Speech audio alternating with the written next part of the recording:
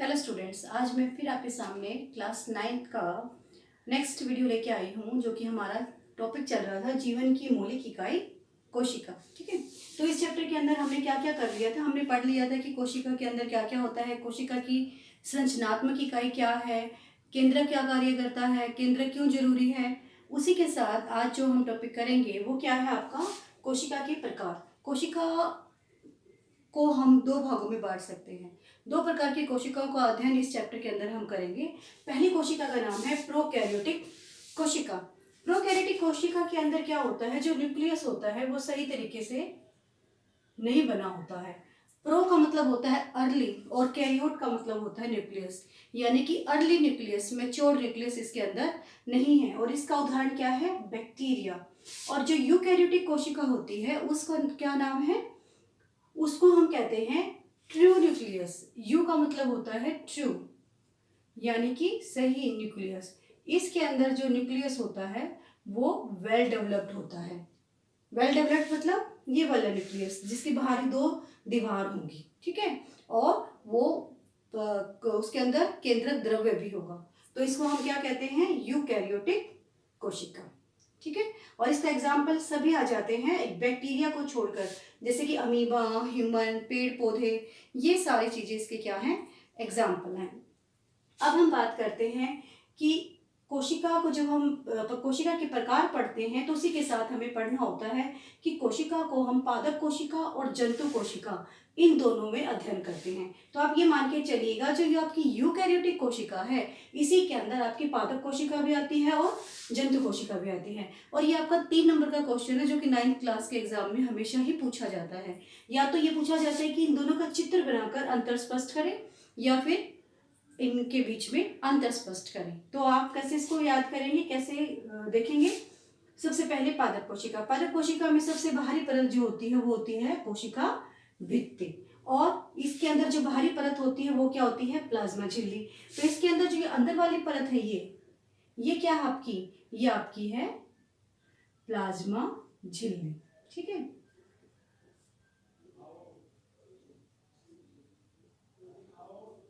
Plasma झिल्ली। ठीक है, तो एक चीज एक्स्ट्रा आ गई, जो एक्स्ट्रा चीज आ रही है मैं उसको यहाँ पे लिख रही हूँ कि जो कोशिका भित्ति है वो केवल पादप कोशिका के अंदर पाई जाती है, जंतु कोशिका के अंदर कोशिका भित्ति नहीं होती।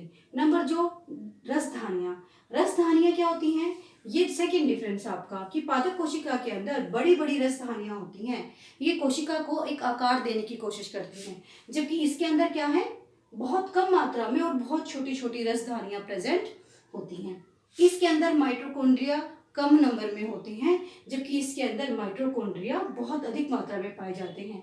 ये जो रेड कलर के दिखा रखे हैं ये क्या है, माइटोकॉन्ड्रिया। यहाँ पर ये माइटोकॉन्ड्रिया है और यहाँ पर ये माइटोकॉन्ड्रिया है। उसके बाद बात आती है कि इसका जो न्यूक्लियस है उसके बाहर अंतःद्रव्य जालिका बहुत ही अधिक विकसित होती है। अंतःद्रव्य जालिका इसके बाद बाहर भी दिखा रखी, ये है अंतःद्रव्य जालिका। ये इसको हम कहते हैं एंडोप्लाज्मिक रेटिकुलम। ठीक है, और इसमें क्या है, ये ब्लू कलर का, ये है गोल्जी उपकरण, इसको बोलते हैं गोल्जी अपरेटस या गोल्जी उपकरण। ये इसमें भी है, दोनों के अंदर है ये।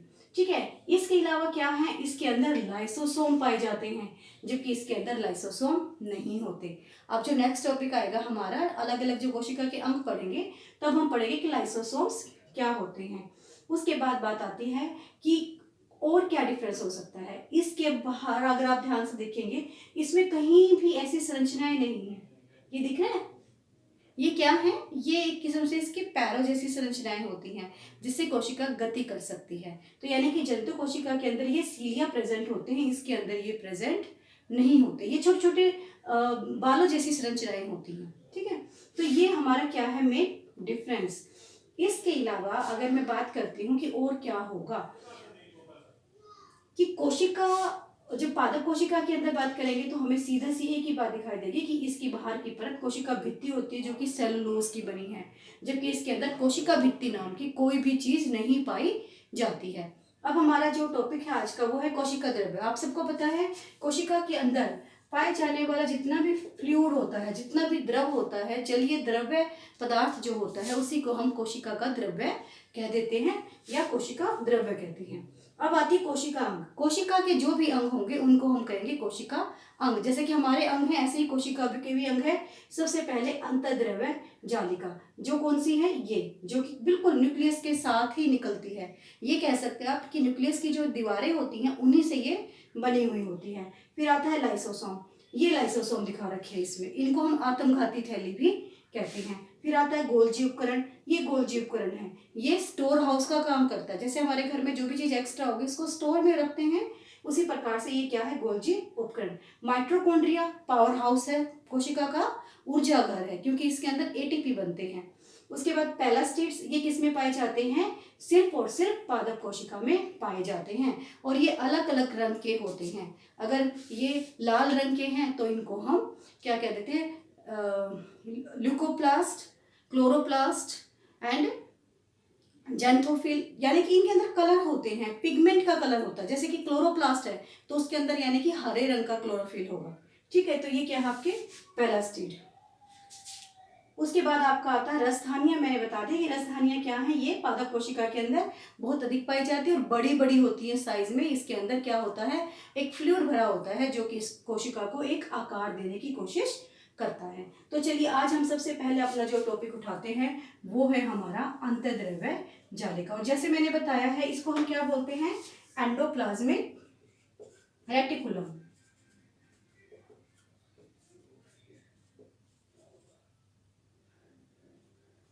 एंडोप्लाज्मिक रेटिकुलम यानी कि ER।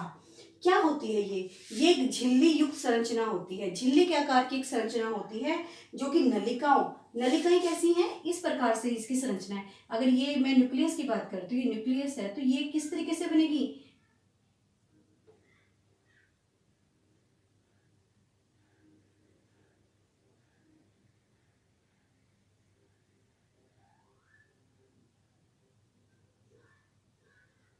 इस तरीके से बनती है, यानी कि ये कैसी हैं, नलियों जैसी संरचनाएं हैं, ठीक है। नलिकाओं और शीट का एक जाल है, एक तंत्र है, और ये क्या काम करती हैं, नंबर 1 परिवहन का काम करती हैं। जो भी न्यूक्लियस के अंदर बन रहा है वो क्या करती है, वो उसको लेकर जाती हैं, ठीक है। उसके बाद ये विभिन्न प्रकार की क्रियाओं को स्थान देती है। कौन सी क्रियाएं, जैव क्रियाएं। जो जैसे कि अनुवांशिक पदार्थ की हम बात कर रहे थे, तो ये क्या होती है, हमारी जैविक क्रियाओं को स्थान देती है, जगह देती है काम करने के लिए। उसके बाद हमारे शरीर से विष या कोई ऐसे जहरीले पदार्थ हैं जो कि नहीं चाहिए हैं, उनको भी क्या कर देती है, नाश कर देती है, उनको खत्म कर देती है, डिस्ट्रॉय कर देती है। फिर बात आती है वसा और कोलेस्ट्रॉल को भी पचाती है। स्टेरॉइड है, वसा है, कोलेस्ट्रॉल है, ये उनको क्या करते हैं, डाइजेशन में हेल्प करती है, उनके पाचन में हेल्प करती है। पेपर में ये 2 नंबर का क्वेश्चन पूछा जाता है कि what is difference between SER और RER। तो SER का मतलब है स्मूथ, अंतर्द्रव्य जालिका, स्मूथ एंडोप्लाज्मिक रेटिकुलम। जैसा कि नाम ही बता रहा है ये चिकनी है, इसका मतलब इसके ऊपर कोई भी राइबोसोम्स नहीं है। जैसे कि मैंने ये डायग्राम दिखाया है, आप इसको देखेंगे, इसके ऊपर जो ब्लैक कलर के जो डॉट्स लगाए हैं ना, मैंने ये राइबोसोम्स को दिखाने के लिए बनाए हैं। ये क्या है, खुरदरी, क्योंकि इसके ऊपर क्या चिपके हुए हैं, राइबोसोम्स। इसीलिए ये क्या करते हैं, राइबोसोम्स अधिक मात्रा में पाए जाते हैं। इसके अंदर राइबोसोम्स ना के बराबर होते हैं, और ना के बराबर होने के कारण ये हमें चिकनी प्रतीत होती है, ठीक है। और ये हमें कैसी प्रतीत होती है, खुरदरी। इसको कहते हैं रफ एंडोप्लाज्मिक रेटिकुलम। ये लिपिड बनाती है, चिकनी है तो वसा आपको देखो, आपने घी को छूकर देखा होगा तो वो आपको कैसी महसूस होती है, चिकनी महसूस होती है। इसीलिए ये क्या बनाती है, लिपिड बनाती है। जबकि ये खुरदरी है तो ये प्रोटीन बनाने में सहायता करती है। और ये क्या है, ये किससे बनी है, झिल्ली और नलिकाओं के जाल से, ठीक है, झिल्ली और नलिकाओं के जाल से। जबकि ये सिस्टर्नी और नलिकाओं के जाल से बनी है। सिस्टर्नी का आप मतलब समझ के चलिएगा कि अगर मैं किसी पाइप को, जैसे ये पाइप है, अगर इसको मेरे को आगे लेके जाना है